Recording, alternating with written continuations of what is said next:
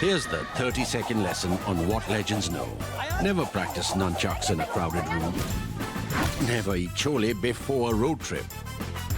Always take your shirt off before you iron it. Don't take a call near a swimming pool.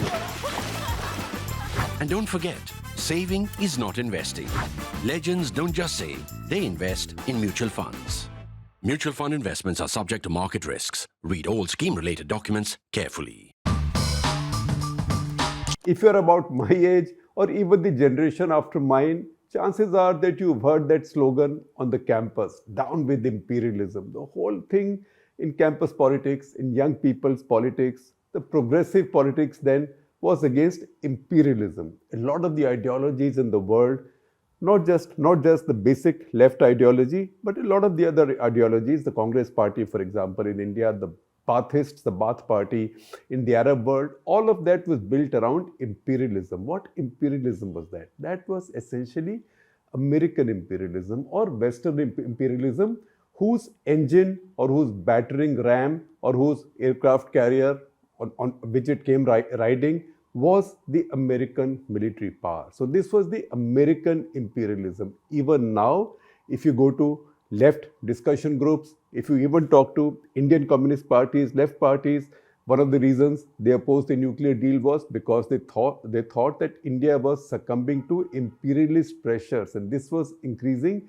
imperialist influence in India, or American imperialism was growing in India. Now American imperialism is back with Donald Trump. However, with the spin. With the spin means it's a dusra, right? Or a googly. What's a googly? It's bold with the action of a leg break, but goes out as an off break, right? So this or a dusra like that. So this is a bit like that. Imperialism, but imperialism against your own. This is not an imperialism against third world, against Africa, against any of the countries that might have been the usual targets, or that might have seen themselves as usual targets. All of what Trump is now planning or threatening or suggesting that he's going to do basically is directed at his own allies.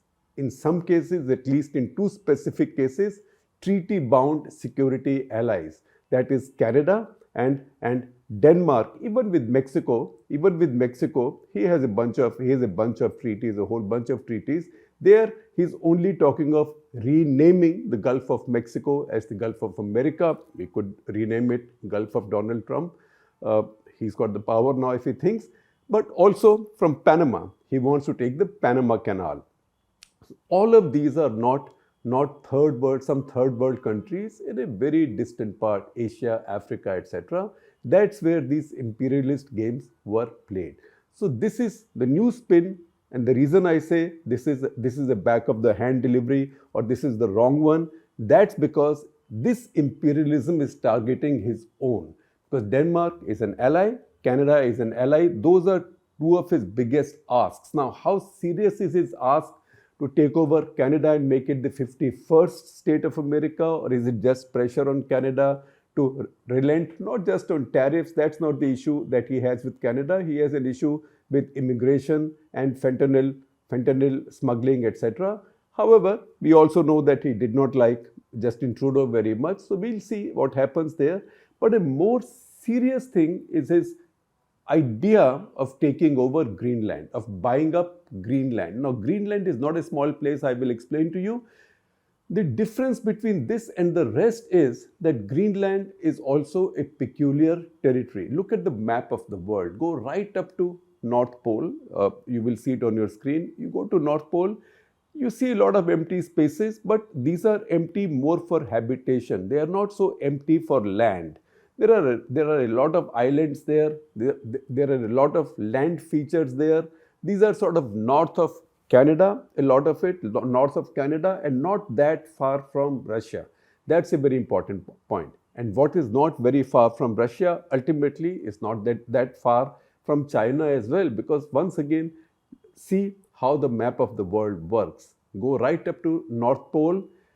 This area so far was considered so inaccessible that nobody bothered too much about this, and nobody saw a great deal of strategic interest there. However, With climate change now and the rapid melting of the glaciers and the ice cap, the polar ice caps, many of these seas, many of these passages are becoming navigable. And if they become navigable, see again what is called as the Arctic Circle. If you draw the Arctic Circle, you will note a couple of things. One, you will see that this opens up a northeastern and northwestern passage.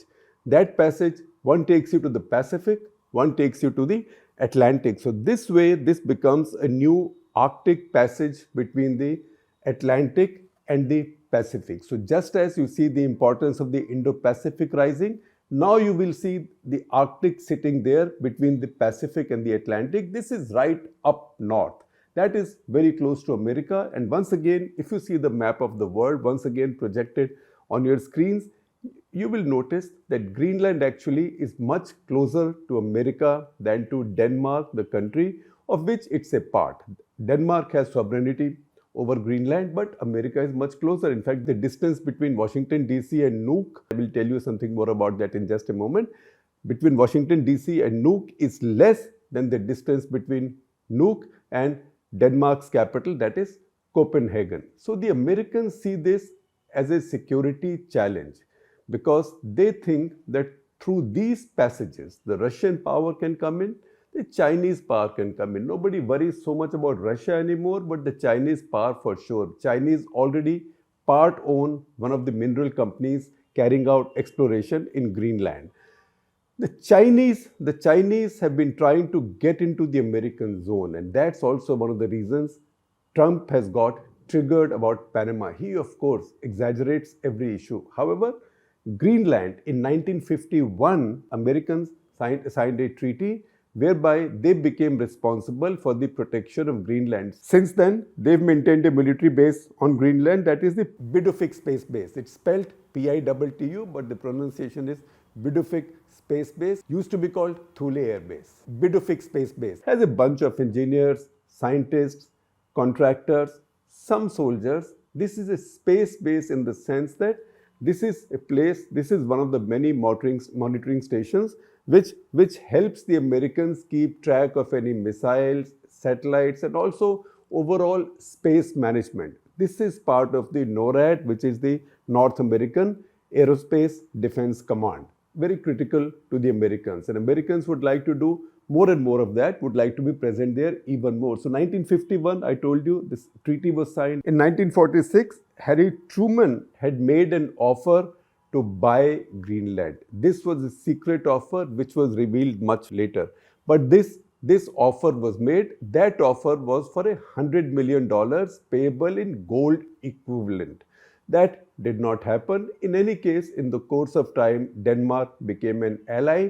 In 1955, in fact, Denmark passed an internal law not to allow any nuclear weapons on its soil. Later, it turned out in 1995 that the Americans had indeed positioned some nuclear weapons on the island, large island, which caused a scandal in Denmark. Besides this, there was also an incident on 21st January 1968 when a B-52 bomber, a B-52G of US Air Force, that crashed while making a landing at Thule Air Base. It was making a landing, it was an emergency landing, and crashed. In the course of that emergency landing, it was carrying 4 thermonuclear weapons, 4 hydrogen bombs. One of those has not still been found. This led to a fire and quite a bit of nuclear radiation at that point, 1968, so you could get away with a lot. One of those bombs has still not been found. That was part of what was then called Chrome Dome, Operation Chrome Dome, whereby US Air Force's B-52 bombers used to be constantly mid-air over the Arctic, parts of the Pacific, and also Mediterranean, Atlantic, carrying nuclear weapons. That is just in case in a first strike, the Soviets were able to take out most of America's land-based nuclear weapons or nuclear assets. At least these aircraft could provide that second line of deterrence. It was one of those aircraft that crashed in this case. Now, what exactly is Greenland. Once again, look at the map. It's very large. How large it is, I will tell you. I can give you the figures and I can give you some comparisons. Its area is 21,66,086 kilometers square, right? Compare that with India. All of India's area, all of India, including India's island territories, is 32,87,000 square kilometers. So this is 2/3 of all of India's area. Only 56,000 people live there. 2/3 of all of India's area. In fact, Greenland's land area is bigger than India's 10 largest states. You can add them all up: Rajasthan, Madhya Pradesh, Maharashtra, Uttar Pradesh, Gujarat, Karnataka, Andhra Pradesh, Odisha, Chhattisgarh, Tamil Nadu. It's a little bit, it's thereabouts. It's thereabouts. So it's such a huge, humongous territory. It sits there. When do you see it? This is actually in the middle of nowhere. And when do we see it? We see it when we fly we see it usually when we fly transatlantic. So if you've been flying transatlantic going to the US, say from London or Frankfurt or Paris or any part of Europe, or even from India as well, when you take that route, you will find there is an emptiness for a long time. If you're watching your monitor, there is an emptiness. You think, "Arey Baba, all I have is water. I'm crossing the Atlantic. God forbid something happens," right? It used to be a big deal crossing the Atlantic. Then you see some land, and on your monitor you see a place, right? You see a place indicating that the place has some kind of an airport, and you feel reassured. Arey Bhagwan, if something happens, at least I have a place where we can land. That place is called Godthab. Godthab is the spelling. In the Danish way, it will be pronounced as Gotthab. Something like that. I may not get that perfectly right. That is what is now called Nuuk. That is the capital of Greenland. It's the only habitation of any considerable size in Greenland. After all, the people there are only 56,000. Since it has large area, it also has large distances. Its length at the longest is 2,670 kilometers, about as much as India from Kashmir to Kanyakumari, and its width at its widest is 1,050 kilometers. Now, what exactly is Greenland politically and how did it get here? Now, small country like Denmark has two large island territories, two large autonomous island territories. There is Greenland and there is Faroe Island. In fact, the King of Denmark, King Frederick X, has only recently changed his coat of arms to include also symbolically both Greenland and Faroe Island. Now, Greenland sort of became a part of the union with Norway in 1262 AD. Then carried on like that. Some people came and inhabited Greenland. Until then, it was Vikings came in, and then the Inuit, who are a tribe of Indians, they came in and they settled down here. Then 14 January 1814, that is when Denmark and Norway separated. As that happened, Greenland became a part of Denmark. Then in 1979, there were demands for home rule. There was a referendum held, and Greenland was awarded home rule. That is 1st of May 1979. Then 30 years later, there were further demands and another referendum, which gave them, apart from home rule, autonomy, and also gave them the power and the privilege to decide to become independent should they choose to do so. So that tension is currently on between Greenland and Denmark, with a strong sentiment in Greenland towards independence. Greenland currently has a parliament of its own, 31 members. Parliament, its premier, its chief executive is a premier who's Moot Borup Egede, I hope I pronounce it right. It also has 2 MPs in Danish parliament. Its land, most of it is inaccessible because a lot of it is under permafrost. Permafrost means permanent ice. Permanent sheet of ice. 3/4 of the island is like that. It's the largest island in the world.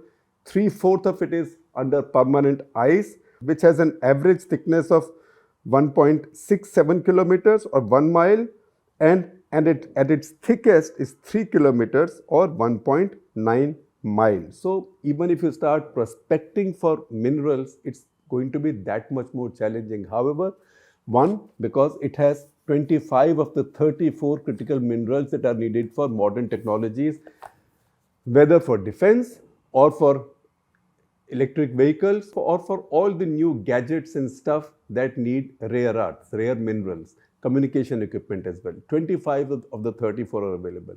Second, because of the melting of the ice, given global warming, it's the degree of difficulty on prospecting this has become less than before. Now, for the Americans, acquiring new territory is not something new. You might call it imperialism now, but the fact is that Thomas Jefferson in 1803 bought over Louisiana, the entire state. At that point, it doubled the size of United States of America. 1867, William Seward, who was the Secretary of State, he negotiated the purchase of Alaska. Alaska was purchased in 1867 for $7.2 million, which in today's value would be $162 million only. It was then called Seward's Folly. Now it's turned out to be probably the best real estate purchase any country made. This is now seen as a great achievement for Andrew Johnson, the President of the United States then. Even in the first Trump term, he had talked about the need to take over Greenland, once again invoking the security interests. However, he had then said, but this is not the number one thing on the burner, right? That means he doesn't put it on high priority. However, this time he has put it right up there as his number one priority on the front burner. And of all the demands he's making, will Canada become a state of America? Trudeau says there is not a snowball's chance in hell. But the fact is, a sovereign country like that, a sovereign country of big size, NATO member, I think he's trolling Canada, but it's not going to happen. Gulf of Mexico, he wants to rename, maybe he will rename it. The Mexican president, Claudia Sheinbaum, has responded by displaying a map, an old map, it's early 17th century of the region, showing America called as Mexican America. So she said we could also go back to this. So that could be a bit of a frivolous thing. However, the most significant thing right now seems to be the Greenland issue, because this is also the year when Greenlanders decide whether they want independence from Denmark or not. So that way, a crack is available for Trump to either run his knife through it or to make an offer that Greenlanders can't refuse. The question also is that if he decides to buy Greenland, who will he pay? If he pays Denmark, it will be seen as a colonial deal. That means Denmark had Greenland as a colony and sold it to America and took the money. So I'm seeing the reading. The most interesting reading I see is in The Economist, which says it could be the deal of the century. It doesn't particularly decry the deal. It says, let Greenlanders decide. Of course, it says that it estimates a price for the deal. I've seen some international publications going up to $1.7 trillion. That's a bit of money. That's about just a little less than a half of India's GDP.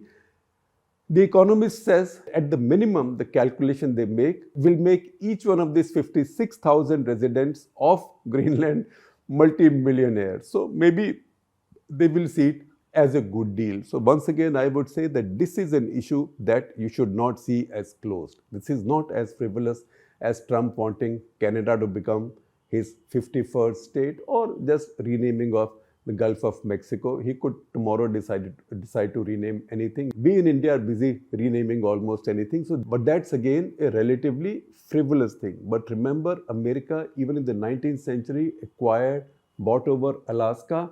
That made Russia their neighbor, Russian Empire their neighbor, because at the other end of Alaska, the western end of Alaska, it shares maritime boundary with the Russians, what became Soviet Union later and Russia again, across the Bering Sea. This will once again take them close to Russia and those sea lanes as well. Once again, see the map of the world, this part of the map of the world. We've not been focusing on this for a lot of time because it's been out of sight, out of mind. But now with better navigation, with better weapon systems available, with China's rising ambitions, and importantly, with climate change and ice melt, this zone has become geopolitically and geostrategically priceless. And that is what Trump is aiming at because he sees a vulnerability with the status of Greenland.